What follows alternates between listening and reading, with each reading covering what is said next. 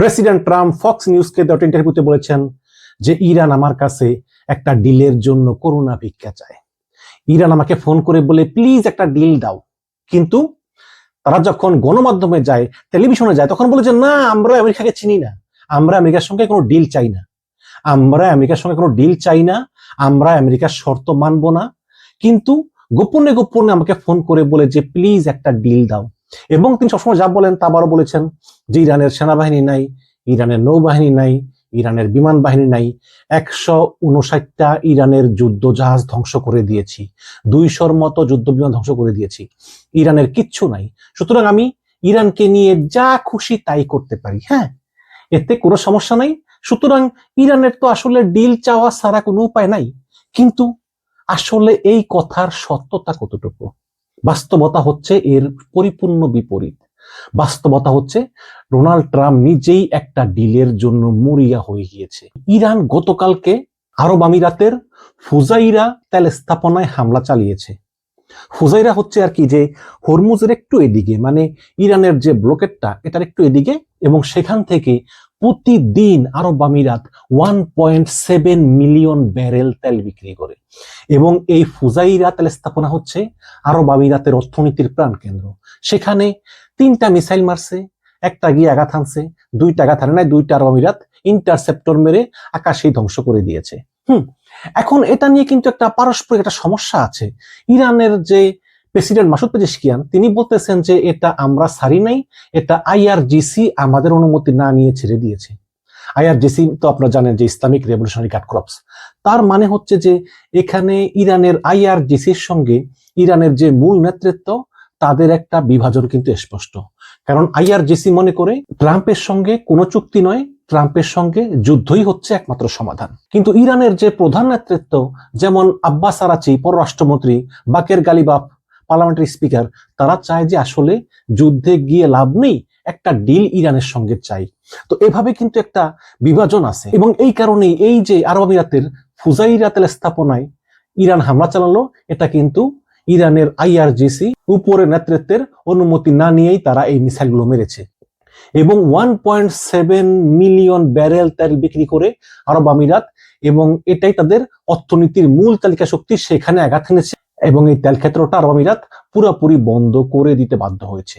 এবং এই ক্ষেপণাস্ত্র মেরে ইরান বুঝিয়েছে যে তুমি আরব আমিরাত যতই আমেরিকার প্রক্সি হতে চাও, যতই ইসরায়েলে গোলামি করতে চাও, কোনো লাভ নাই, আমরা ইচ্ছা করলে তোমাদের যে কোনো জায়গায় আমরা হামলা চালাতে পারি। এখন ট্রাম্প হরমুজ বলতেছে খুলবে, ট্রাম্প আমন্ত্রণ জানাইছে হরমুজে আসো আসো, কিন্তু তেমন কোনো জাহাজই আসতেছে না, কারণ ইন্স্যুরেন্স কোম্পানিগুলো জাহাজকে অনুমতি দিচ্ছে না। এবং এই যে ট্রাম্প বারে বারে বলতেছে যে হরমুজ আমি ওপেন করে দেবো, কিভাবে করবে? দেখুন, ইরানের ছোট ছোট সাবমেরিন আছে, খুবই ছোট, পানির নিচ দিয়ে যায়, 1জন কি 2জন তারা এগুলো চালায়, এবং এগুলো জাহাজের তলদেশে ফুটো করে দেয়। এগুলো এত ছোট যে রাডারে ধরা পড়ে না।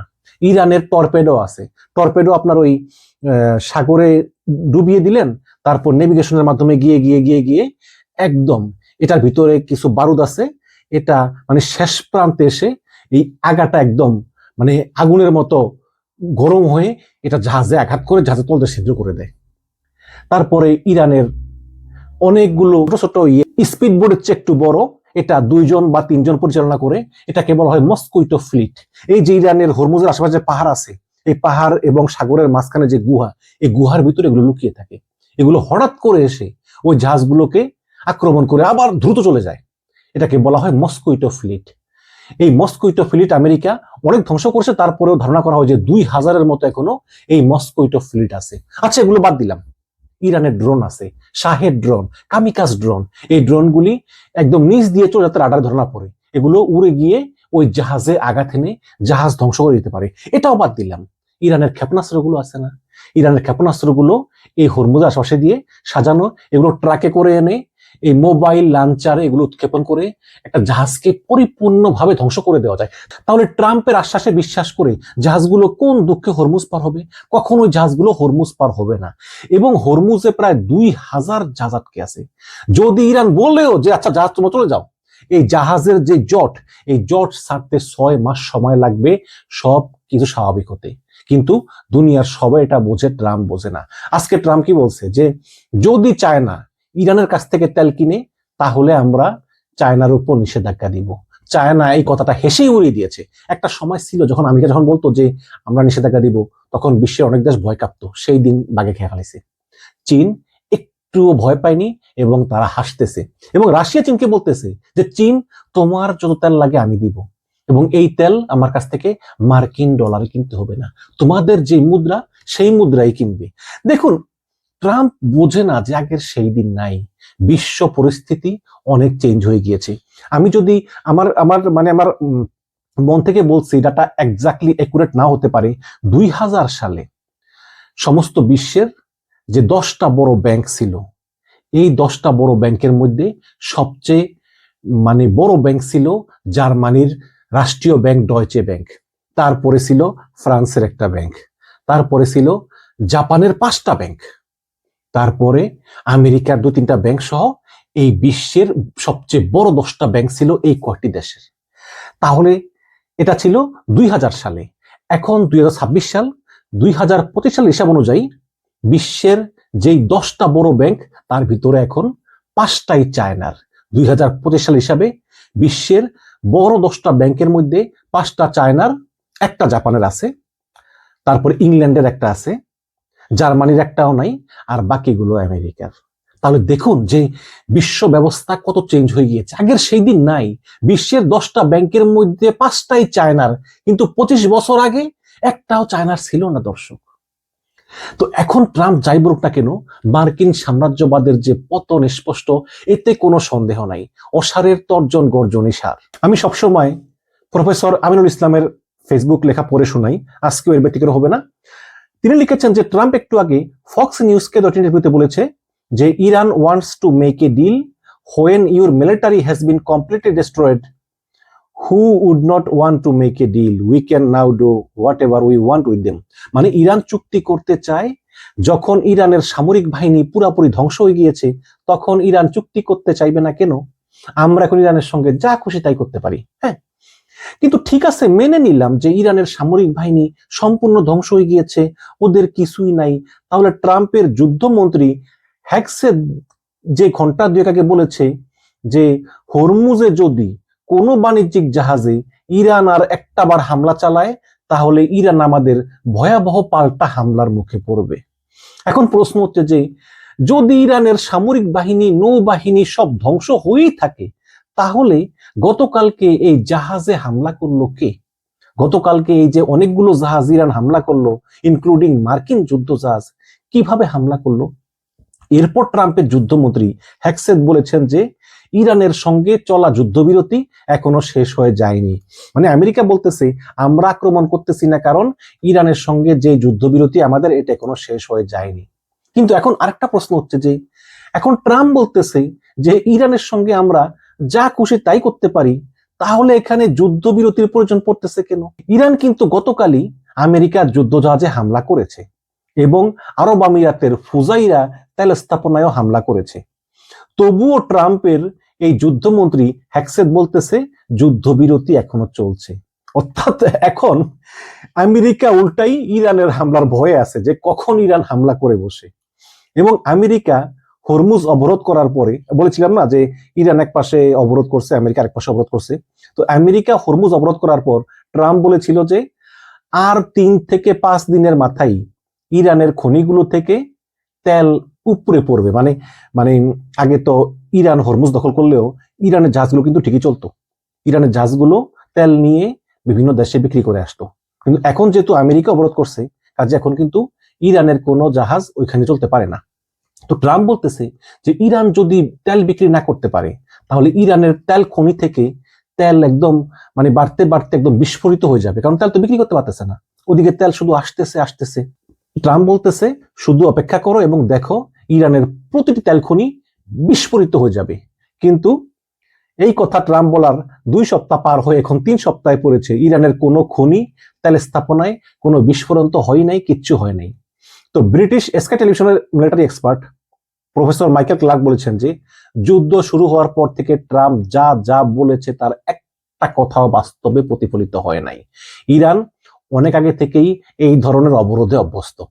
আরে ভাই, ইরান যখন 1979 সালে ইসলামিক বিপ্লব করলো, তারপর আয়াতুল্লাহ রুহুল্লাহ খোমেনি এলো, সঙ্গে সঙ্গে সাদ্দাম হোসেনকে দিয়ে আমেরিকা ইরানকে আক্রমণ করালো। হ্যাঁ, এবং সেই আক্রমণে ইরানের 2 লক্ষ মানুষ মারা গেল। সাদ্দাম হোসেন ইরানের উপর কেমিক্যাল উইপন ইউজ করলো এবং সেখানে 2 লক্ষ মানুষ মারা গেল।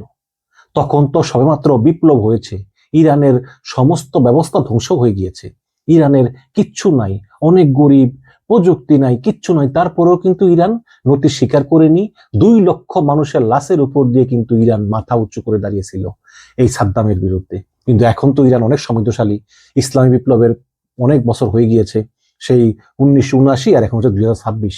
তো এখন ইরানের সঙ্গে পারবে, ইরানের সঙ্গে মানে যা খুশি তাই করতে পারে, এটা আসলে ঠিক না। এবং ইরানের সহ্য ক্ষমতা অনেক বেশি, ইরান এগুলোতে অভ্যস্ত।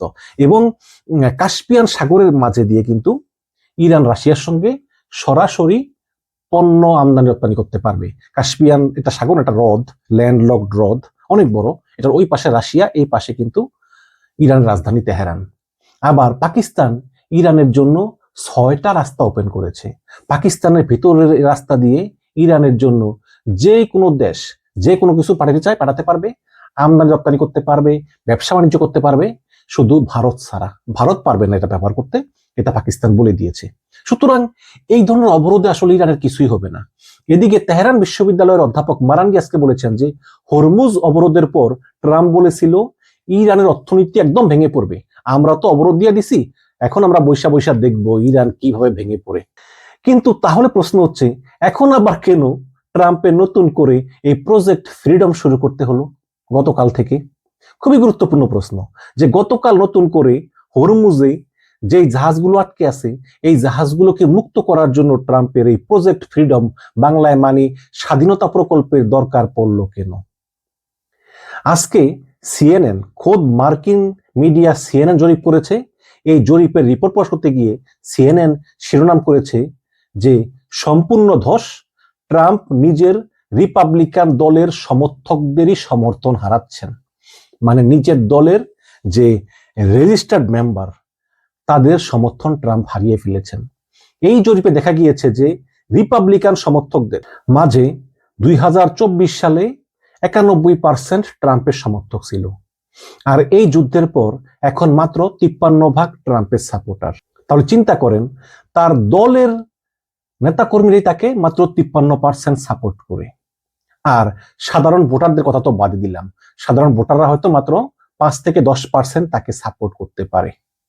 এদিকে সিএনএন এর কলামিস্ট ডেভিড গোল্ডম্যান আজ একটি কলাম লিখেছেন, যা শিরোনাম দিয়েছেন যে আপনি যখন আপনার গাড়িতে তেল ভরতেছেন তখন আপনি জেট ফুয়েলের ঘাটতির খরচও পরিশোধ করতেছেন। জেট ফুয়েল মানে যেটা বিমানে ভরে আর কি। আমরা জানিয়ে রাখি যে আমেরিকাতে গ্যাসের দাম অনেক বেড়ে গেছে এবং এই কলামে বলা হয়েছে যে আমেরিকান জনগণ যখন নিজের গাড়ির জন্য গ্যাসের টাকা পে করতেছে তখন তাকে ওই প্লেনের জ্বালানির টাকাও পে করতে হচ্ছে। মানে প্লেন যে চলতেছে না এখন বিভিন্ন জায়গায়, এটার যে লসটা, এই লসটা ট্রাম্প যারা গাড়িতে তেল ভরতেছে, গ্যাস ভরতেছে, তাদের উপর থেকে উসুল করতেছে। কারণ যুদ্ধের খরচ বহন করার জন্য এভাবেই দাম রাখা হচ্ছে পাবলিকের কাছ থেকে। এমনি এমনি তো আর ট্রাম্পের জনপ্রিয়তা কমতেছে না। ট্রাম্প খুব ভালো করেই জানে এইভাবে চলতে থাকলে নভেম্বরে মিড টার্ম ইলেকশনে রিপাবলিকান পার্টির ভরাডুবি হবে। এজন্য সে হরমুজ খোলার নতুন প্রজেক্ট ফ্রিডম হাতে নিয়েছে। কিন্তু ইরান কি আর বসে আছে? বসে নাই তো। তেহরান বিশ্ববিদ্যালয়ের গবেষক মোহাম্মদ তেলাসুমিয়াজ বলেছেন যে সংযুক্ত আরব আমিরাত এক ধরনের ইসরায়েলের প্রক্সি হওয়ার সিদ্ধান্ত নিয়েছে এবং এটা ইরানিরা সহ্য করবে না। এই কারণে ফুজাইরা তেল স্থাপনায় হামলা চালিয়ে এটা পুরোপুরি বন্ধ করে দিয়ে একদম আরব আমিরাতের অর্থনীতিতে কঠিন আঘাত এনেছে। গতকাল আমেরিকানরা বলেছিল যে ইরানের 6টা স্পিডবোট নাকি ধ্বংস করা হয়েছে। এই কথা শুনে মার্কিন মিলিটারি এক্সপার্ট কর্নেল লরেন্স আজ একটি ইন্টারভিউতে বলেছেন যে আমেরিকা নাকি ইরানের নৌবাহিনী সম্পূর্ণ ধ্বংস করে ফেলেছে।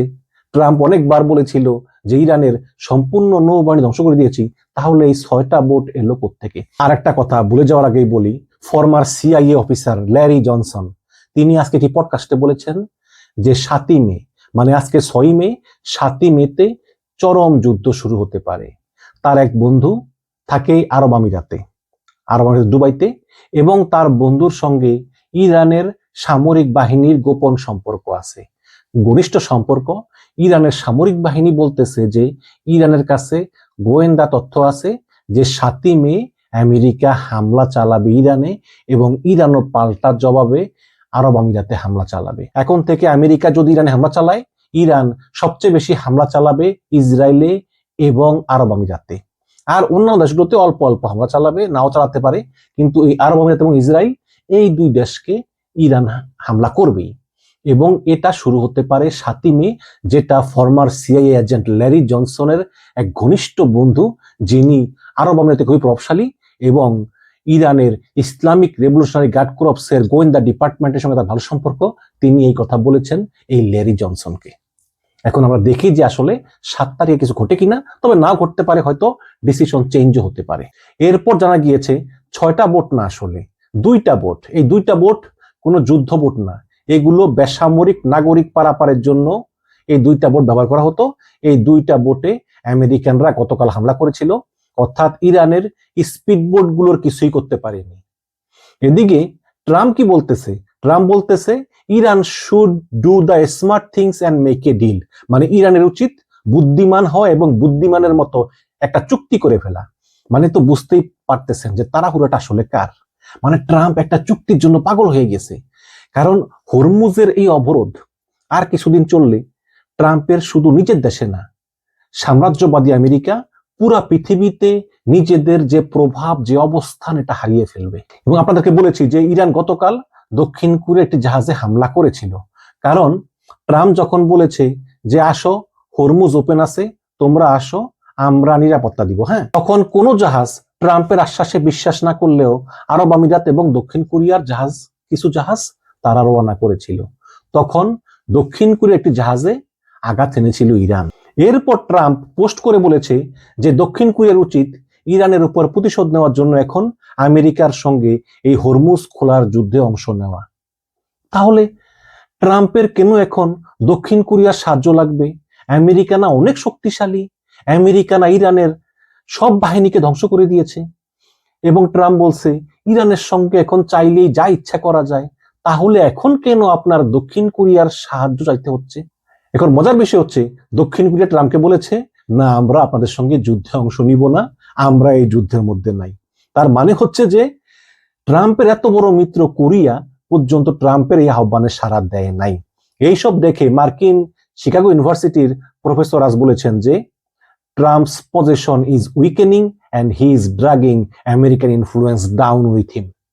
মানে ট্রাম্পের অবস্থান তো দুর্বল হয়ে যাচ্ছেই, এবং সে নিজেও নিচের দিকে নামতেছে, এবং সমস্ত বিশ্বে মার্কিন প্রভাবও সে নিচের দিকে টেনে নামাচ্ছে।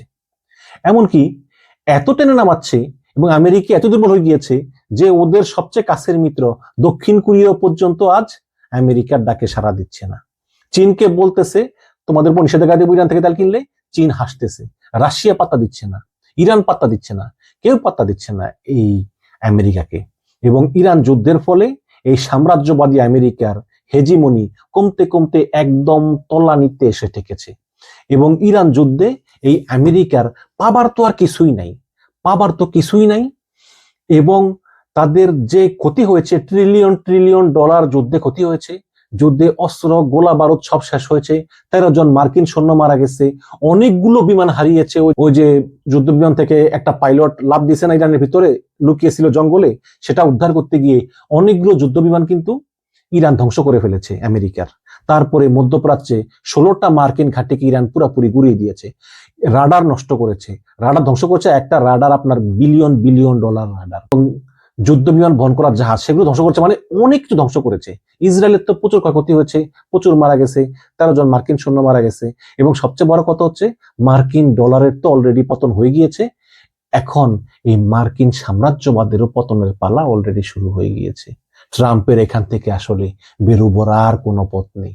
ট্রাম্প পুরোপুরি নিজের ফাঁদে নিজেই পড়ে গিয়েছে। আপনাদের মতামত জানছে দর্শক, ভালো থাকবেন, আল্লাহ হাফেজ।